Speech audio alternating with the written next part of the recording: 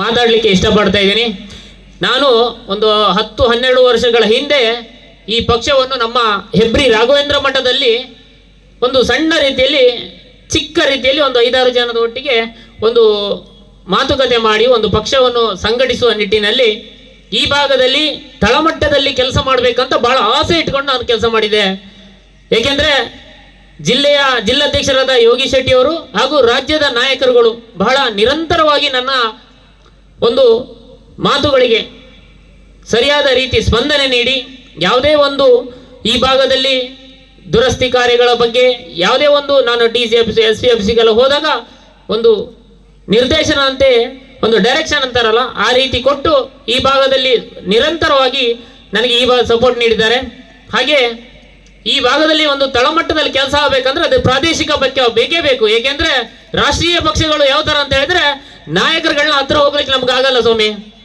ಹೋದ್ರೆ ನಮ್ಮನ್ನ ಒಂದು MLAಗಳು ಅಂತ ಹೇಳಿದ್ರೆ ಇವತ್ತಿನ ದಿನ ದೊಡ್ಡ ರಾಜ್ಯ ನಾಯಕರ ತರ ಒಂದು ಕಡೆಗಣಿಸ್ತಾರೆ.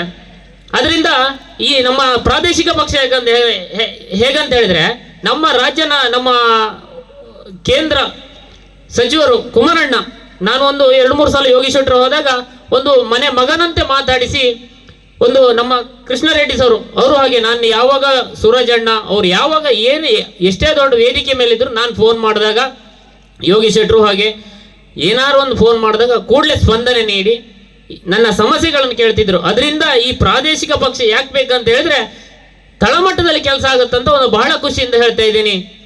ಆದರೆ ನನ್ನ ರಾಜ್ಯ ನಾಯಕರಿಗೆ ಹೇಳ್ತಾ ಇದ್ದೀನಿ, ಈ ಭಾಗದಲ್ಲಿ ಪಕ್ಷವನ್ನು ಸಂಘಟಿಸ್ತೀನಿ, ಆದರೆ ತುಂಬ ಲೇಟ್ ಆಗುತ್ತೆ. ಯಾಕಂದ್ರೆ ನಾನು ರಿಕ್ಷಾದಲ್ಲಿ ಬಾಡಿಗೆ ಮಾಡೋದು, ರಿಕ್ಷಾದಲ್ಲಿ 40-50 ಒಂದು 100 ರೂಪಾಯಿ 500 ರೂಪಾಯಿ ಒಟ್ಟು ಮಾಡಬೇಕಾದ್ರೆ ಬೆಳಿಗ್ಗೆ ಸಂಜೆ ತನಕ ಕಾಯ್ಬೇಕು ಸರ್.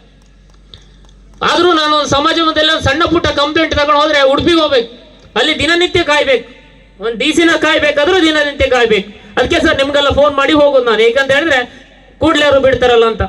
ಒಬ್ಬ ಸಾಮಾಜಿಕ ಅಂತ ಹೋದ್ರೆ ಕೂತ್ಕೊಳ್ಳಪ್ಪ ಅಂತ ಕೂರಿಸ್ತಾರೆ.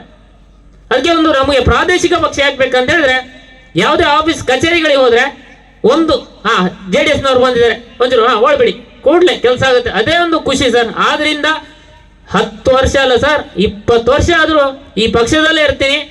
ಲೇಟ್ ಆದ್ರೂ ಅಡ್ಡಿಲ್ಲ, ಲೇಟೆಸ್ಟ್ ಆಗಿ ಕಟ್ತೀನಿ JDS ಪಕ್ಷವನ್ನು. ಜನ ಗುರುತಿಸು, ಲೇಟ್ ಆದ್ರೂ ಪರವಾಗಿಲ್ಲ. ಯಾಕೆಂದ್ರೆ ಹಣದಿಂದ ಯಾವತ್ತೂ ನಾನು ಪಕ್ಷ ಮಾಡಲ್ಲ. ಹಣದಿಂದ ನನ್ನ ಯೋಗಿ ಶೆಟ್ಟಿಗೆ ಹೇಳ್ತಾ ಇದ್ದೀನಿ, ಇವೊಂದು ದೊಡ್ಡ ಮಟ್ಟದ ಕಾರ್ಯಕ್ರಮ ಅಂತ ಹೇಳಿದಾಗ ಅಲ್ಲ, ಹಣದಲ್ಲ ಸ್ವಲ್ಪ ಅಭಾವ ಇದೆ. ಯಾವತ್ತಿನ ದಿನ ನಮ್ಮ ಆತ್ಮೀಯರು ನಮ್ಮ ಯೋಗಿ ಶೆಟ್ಟರೆಲ್ಲ ಸಹಕಾರ ನೀಡಿದ್ದಾರೆ.